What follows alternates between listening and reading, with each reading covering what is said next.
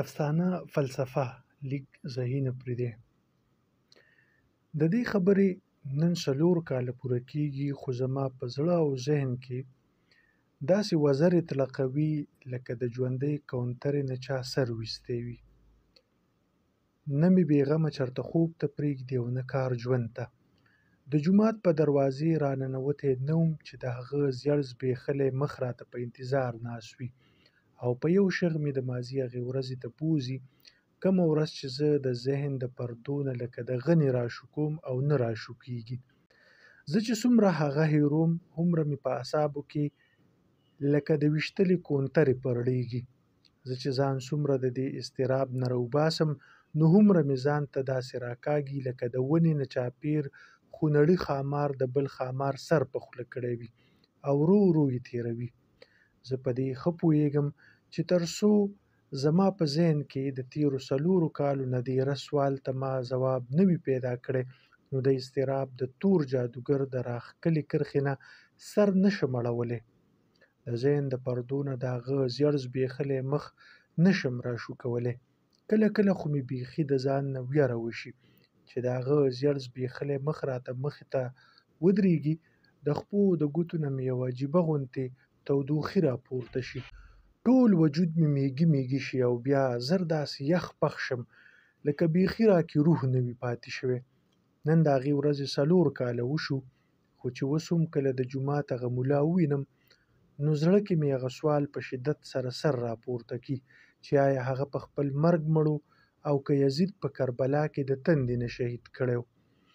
د هغه دپاره د هغه ټکی ځکه په کار وم چې زه په یو عجیبه غوندې کشمکش کې نښتی یم چې هغه په ابراهم مسیح وبولم که په ابراهیم علي او که په ابراهیم محمد.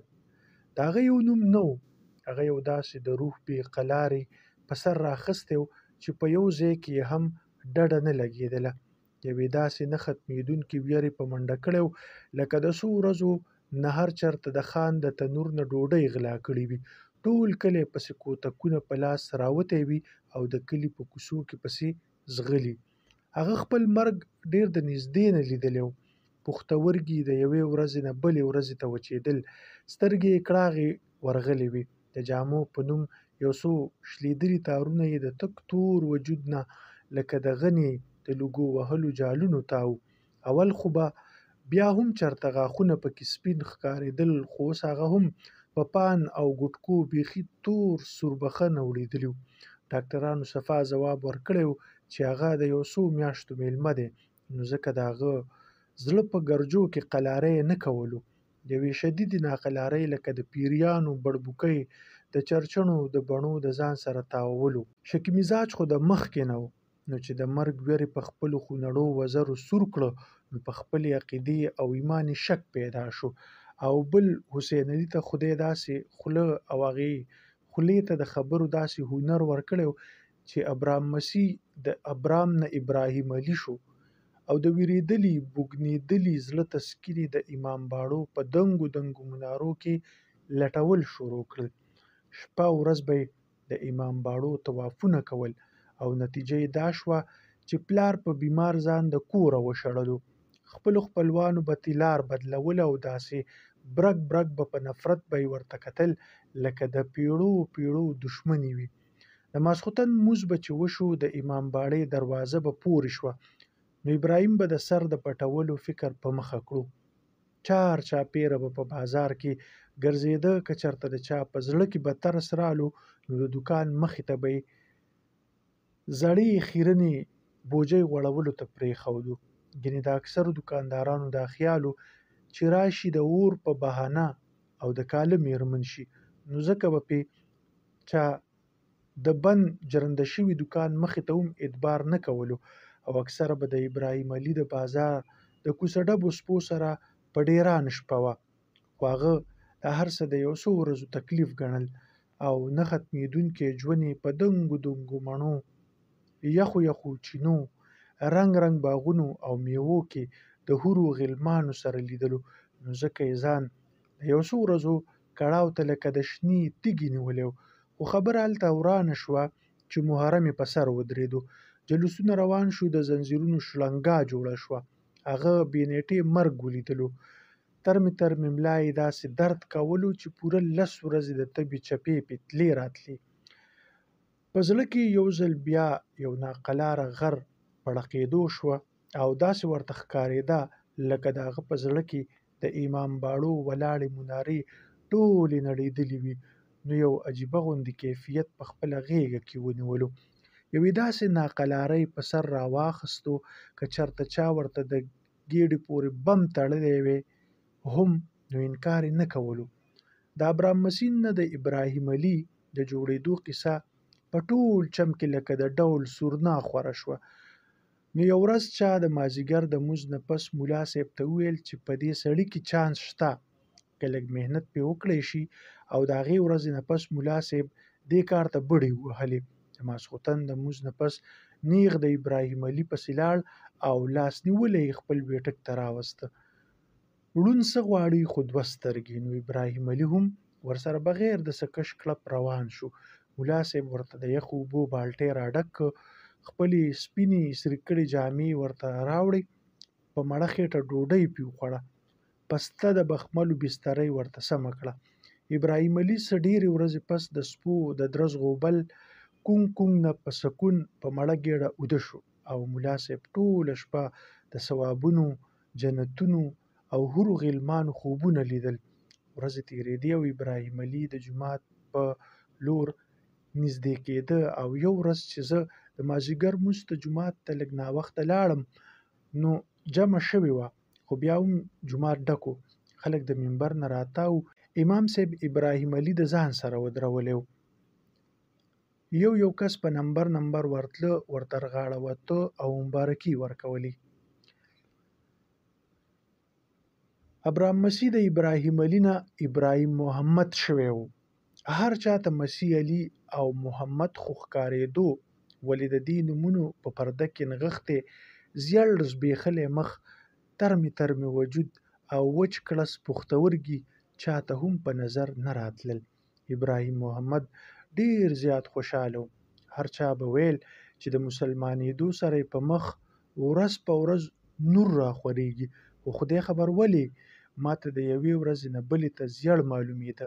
او بیا هغه ورځ هم راله، کومې ورځې چې زه دومره په اضطراب کې اچولی یم، کومې ورځې چې زما په زړه او ذهن کې هغه سوالونه راولاړ کړي دي، د کومې ورځې نه پس چې زه جومات ته ننوځم نو د هغه زیړ زبېښلی مخ راته مخې ته ودرېږي.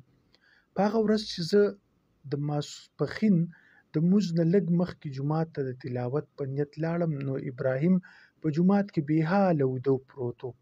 مخ یې بیخي لکه د کورکمان تک زیړ تښتېدلی و. که په تندي د خولو ډنډونه نه وی ولاړ نو بیخي پې د مړي ګمان راتلو. لمن یې په خېټه اوړېدلې وه. سپین پرتوغاښ یې د خولو د زوره د تورې خېټې سره نه شو پېژندلی. خوله یې وازه نیولې وه، مچان پې بڼېدل، شونډو یې داسې پوستکي نیولي وو لکه چا په اور ورتې کړي وي. د تندې د شدت نه یې ژبه هم وچه تکه سپینه تښتېدلې وه. د جومات چار چاپېره دیوالونو ته په لږه فاصله یو کس ډډه وهلې وه.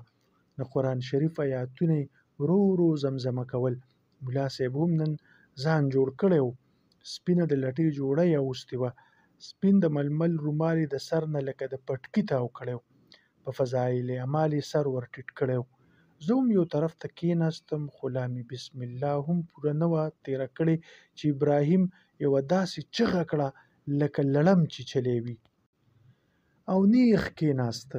داسې تیزه ساه یې اخیستله لکه ډېر زیات ستړی شوی وي. د کېناستو سره یې دواړه لاسونه غوږونو ته یوړل او په توبو سر شو. ملا صاحب ته سمدستي په غوسه کې تپوس وکړ چې بیا دې اوبه په خوب کې ولیدې؟ نه او هغه د هیبته ځواب ورکړو. یو ساعت یې سر په دواړو لاسونو داسې کلک ونیولو لکه په منځ بیل شوی وي، او بیا یې سره یو ځای کوي. بیا یې لمنه پوټه کړه، د مخ او تندي نه یې خولې پاکې کړې. په دواړو لاسونو یې ټینګې دواړه سترګې ومښلې. لاړې یې داسې په زوره تېرې کړې لکه د خوړ وچ کاڼي تېروي.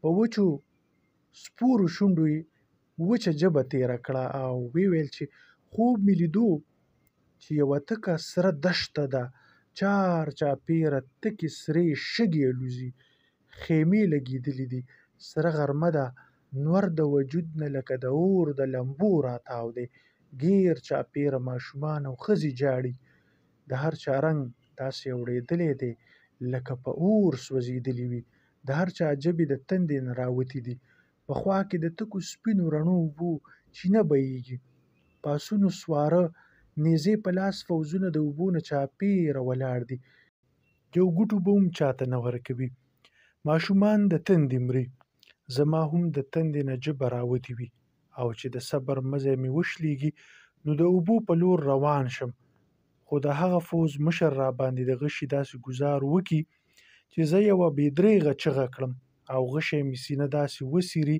چې زړه او پښتورګي مې بهر راوځي او په سرو شګو کې په غورځنګونو شي او داسې ایرې ایرې لاړ شي لکه وچه ډوډه څوک په لاسو کې وسولوي او چور چور لاړه شي. هغه لا نور هم څه ویل چې ملا صاحب ورته په غوسه کې وي بس بس دا ټول ستا وهم دی، پاسه اودس وکړه، اوس دومره وخت نه دی پاتې، زما د ماشوم زوی او د دې ناستو بوډاګانو نه شرم وکړه او ما ته بیخي د کربلا منظر مخې ته نیغ ودرېده. هغه سرې شګې، سره غرمه، خیمې، د ماشومانو ژړا، د ښځو وچې سپورې شونډې، د یخو اوبو نیر او د یزید فوزونه، دا هر څه مې مخې ته په یو ساعت کې تیر شو او داسې مې محسوس کړه لکه هغه خوب نه په رښتیا کربلا لیدلې وي. ابراهیم چې د اوبو نلکه را خلاصه کړه نو یو ساعت یې څه په داسې انداز ورته کتل چې زما ورته بیخي ساه را لنډه شوه او زړه مې داسې ستړی شو لکه د ابراهیم په ځای زه خپله په رښتیا د کربلا د دښتې نه خپې بلې خپې په منډه را تېر شوی وم. زړه مې نور ټینګ نه کړی شو. ملا صاحب راپسې 2-3 اوازونه وکړل چې هلکه مونځ ته دومره وخت نشته، مونځ وکړه بیا ځه، خو ما پسې غوږ ونه ګرولو او بهر روان شوم. ماښام ته لږ وخت پاتې و. د روح افزا د یخ شربت نه مې جګ ډک کړه، د جومات په لور روان شوم. د جومات په دروازه چې ورننوتم نو د چم ګاونډ ټول خلک د ابراهیم نه راتاو او هغه اخري سلګۍ وهلې او اوبه اوبه یو ګوټ اوبه اوازونه یې کول. څه خلکو ویل چې ورکړئ اوبه، خو ملا صاحب او څه نورو د هغه ملګرو ویل چې نه نه لږ صبر لږ صبر، دومره وخت نه دی پاتې. ما چې د ابراهیم وچو سپورو شونډو او خړو پړو سترګو ته وکتل نو د خوده ووتم او د یخ شربت جګ مې د ابراهیم په تراړو شونډو کېښودو. هغه په یو عجیبه انداز سترګې راپورته کړې، یوې لحظې ته یې سترګې رڼې رڼې په ځلېدو شوې، یو ګوټ یې څه په زوره تېر کړه، سترګې یې کېښودې او شربت یې په اوښکو روان شو او دې کې ملا بانګ کړه. روژه ماته شوه، خلک په دسترخوان راغونډ شو او زه غلی د ابراهیم سر ته کېناستم. د جومات ملا او ځینې نور خلک رو رو د یو بل سره پسېدل چې په آخري وخت کې په غریب روژه ماته کړه، خدای خبر چې قبوله شوې به وي که نه. د خلکو سره د ابراهیم نه د روژې غم او زما په ذهن کې هغه سوال تر ننه داسې تلقېږي لکه د ژوندۍ کونترې نه چا سر ویستی وي چې ابراهیم په خپل مرګ مړ دی که یزید په کربلا کې د تندې نه شهید کړی و.